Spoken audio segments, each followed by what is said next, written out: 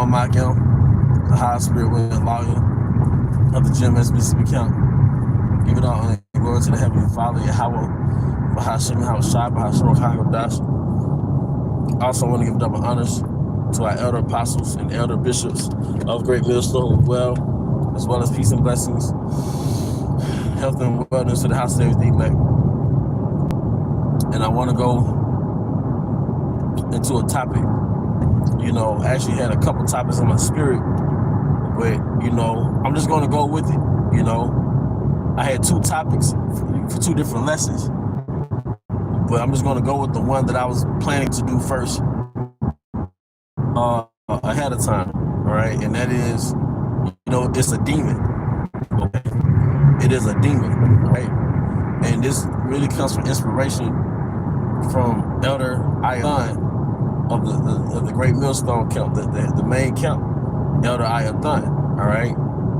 And he did a lesson on this maybe 2014. He did a lesson on this maybe 11 years ago, all right? Roughly. Because I remember where I lived at when he did the lesson, it had to have been like 2014, okay? And he was basically saying that fear is a demon. All right. Well, it's certain things that you should do, but when he was going into the fear of rejection, that fear,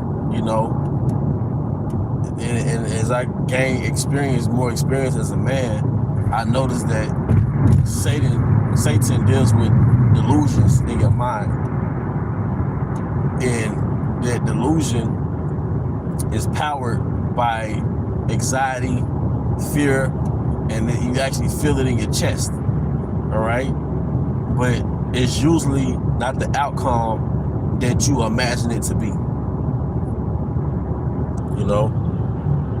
Hey, shalom, sister. I like that. But it's usually not,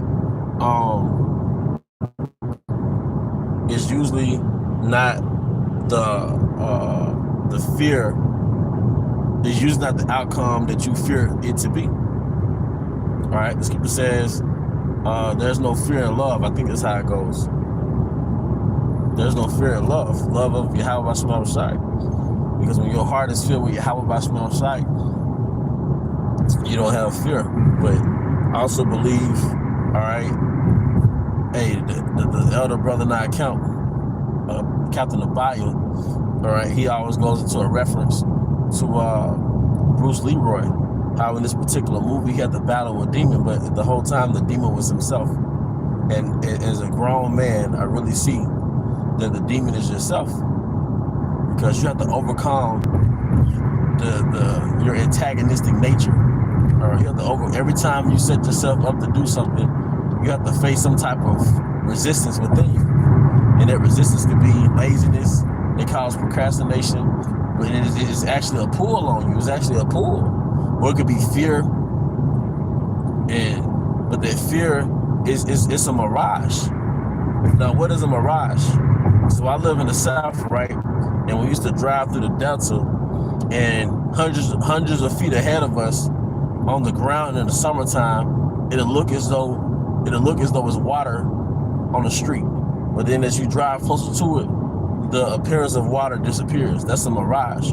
If you're walking in a desert and hundreds of feet ahead of you, it looks as though it's a mirage on the sand. It look as though it's water, it's a lot on the sand.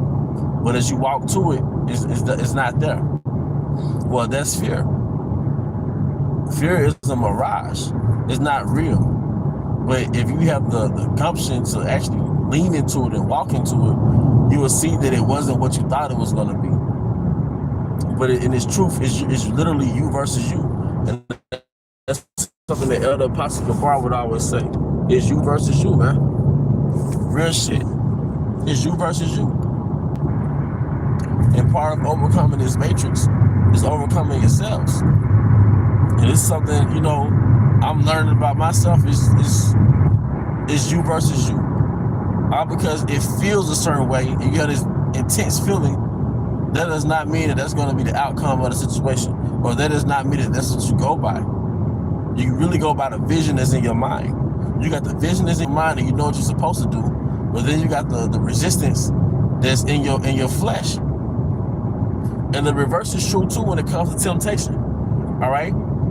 It's easier to do the thing you're not supposed to do.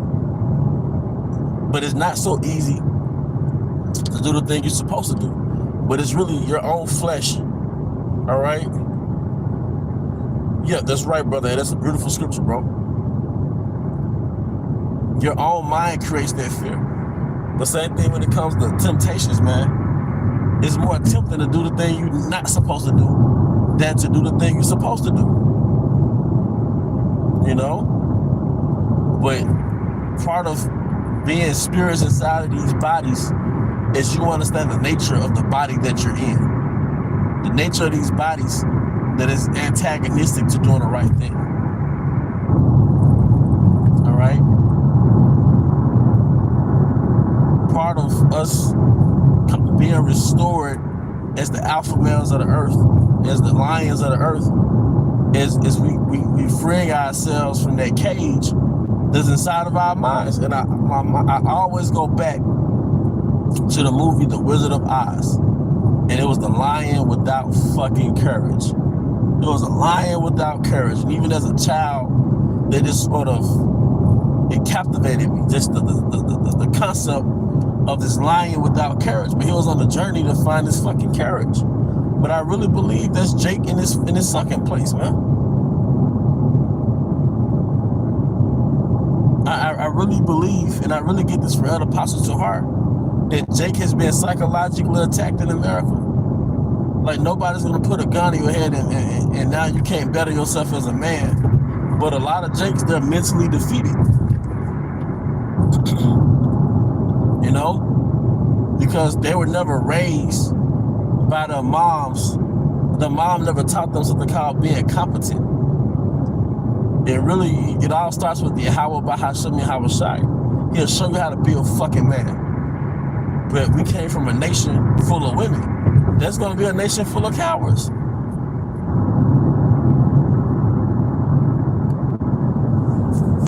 But long story short, a lot of Jakes don't believe in themselves, man. But it's the delusion in your mind. We've been attacked since it was 5 years old. Because we thought the Most High was a so-called Caucasian, was a so-called white man. We thought all the heroes that we read about were so-called white men. It's a psychological attack. Even when we saw slave movies, man, it just really reinforced. It gave you a history, which is good. But they never really made movies outside of slave movies. Us being inferior to the so-called white man. That our biggest feat in America was being equal with the so-called white man. Then they gave us nigger culture, which was, we're great entertainers or buffoons. So that's a psychological attack. Even bringing out pseudoscience, saying that the so-called black man, he fails at math and science, man. Those are psychological attacks. Him withholding your history as to what you've accomplished in this planet before you were captured by this nigga. That's a psychological attack. So a lot of Jakes don't fucking believe in themselves, man. And what I've learned about this fucking matrix, Satan deals with people to reinforce this narrative that you're just a piece of shit. And he does it through the media. He does it through social media. He does it through so-called black women. It's Satan that won't. Part of Satan's job is to keep your ass mentally captive, man. The righteous are bold as a lion, man. But part of being that lion, you're freeing yourself from these shackles that's been placing us in this damn captivity, man. No man that loves himself will smoke himself to death, man. Will eat himself to death, man. Would just make poor decisions with bitches, man, with women, man. You know? No woman, no Israelite woman who loves herself will ruin themselves. So why do we have a culture where it's absolutely normal to ruin yourself, man? to mark your body with tattoos and just be a fucking junkie, or you just, you know, because they took the knowledge from you that you're the king of this earth, man. Your nobility. It wasn't cool to be a fucking degenerate in our homeland. No, this is a culture of nobility, man. We just wasn't some motherfuckers in tents wearing fringes, man. We were noble minds, man. But we've been beat down so much, man. We just happy to get a call back from a job. Jake just happy to get a CDL. You know, Jake happy that some chick called him back. Oh, she texted me back, shit. You know, we just been broken down, man. You know? But nah, this truth is more than coming out with a knee-high drink with a straw inside, cursing up the so-called white man with some shades on, man. This is really fixing yourself, fixing your mind. You know? Fixing your mind. This truth, if it fixes your mind, there's a gemstone, and it's mentioned in the scriptures, a precious stone called an amethyst. And the word amethyst goes back to the Greek. I think it's amestios. I might be mispronouncing it, but it basically goes to not drunken, because it said that the Greeks would drink out of an amethyst cup to keep from being drunk. And I've experimented. I was tipsy off a little yayan at the house, at home, but then I had an amethyst gemstone in my hand, in my left hand, which is my receptive hand, all right? And it literally started to sober me up, no lie. And I've had other brothers who was a little drunk or a little tipsy at the house. They was a little tipsy, and they said it didn't work. But my rib at the time, she tried it, and she was like, oh, hell no, because it took her little tipsiness away, you know? All right, that was a little tipsy, man, but it worked for me and my rib at the time, just a little yayan. If I put the amethyst gemstone in my left hand, because whatever hand you don't write with, that's the hand you receive the energy from the stone. It's called your receptive hand. So I held the amethyst stone in my left hand, and it started to take away the tipsiness that I had. But I said all that to say, we've been drunken with the philosophies of Babylon.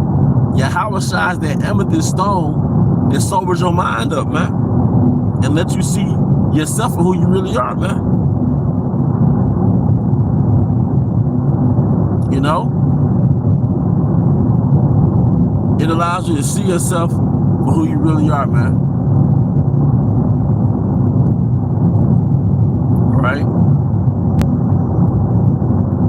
And the water for the scriptures, brothers. Water for the scriptures. But fear is a fucking delusion, man. But part of the lion, we've been in this laboratory, man. You know how you got that, what's that, MGM Studios? And they got the lion face. But have you ever seen like the behind the scenes of how they have that lion to prop up like that? He's basically captive, man. And when you see it, it's like, damn, it's depressing, man. But that's us, man. But if you're a lion and you were born and raised in a zoo, you were born and raised in this demonic ass laboratory, once you escape from the laboratory mentally, you gotta get used to the uncomfort of being a fucking lion. You gotta get used to being free.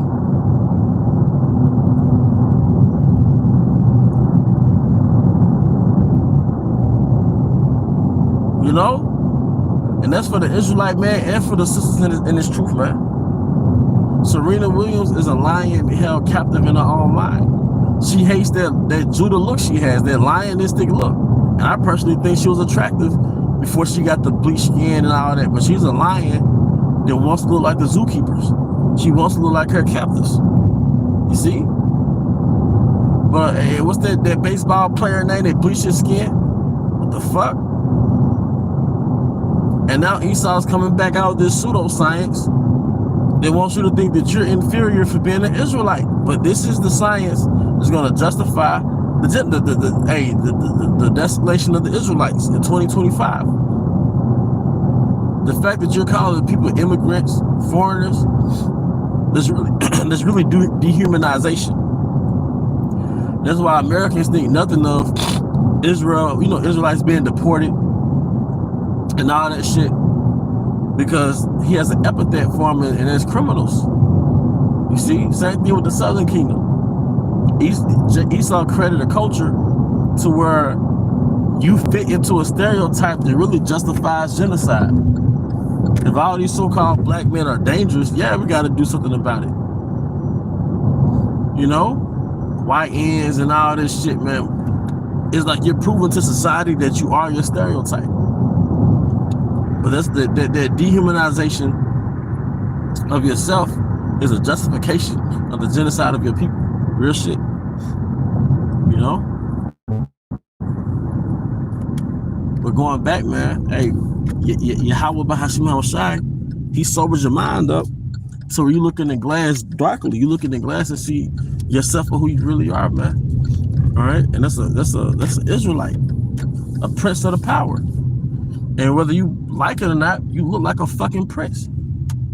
And Eve, whether you like it or not, you look like a fucking princess. Now act like it.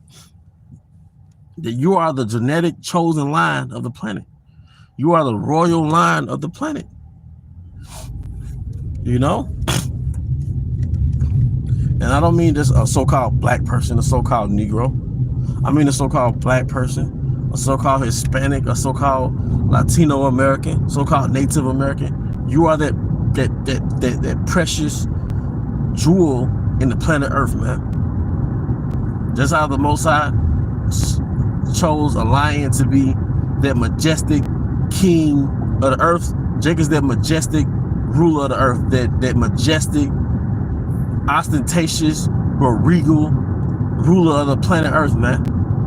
And I can't help but to think about Jake in the 70s with that afro and that beard, man. But he had a dignity about his stride, man. That's a fucking lion, man. That's a lion, man. You know, you got that beard and that afro, man. You got that austere look. That's a fucking lion, man. You know?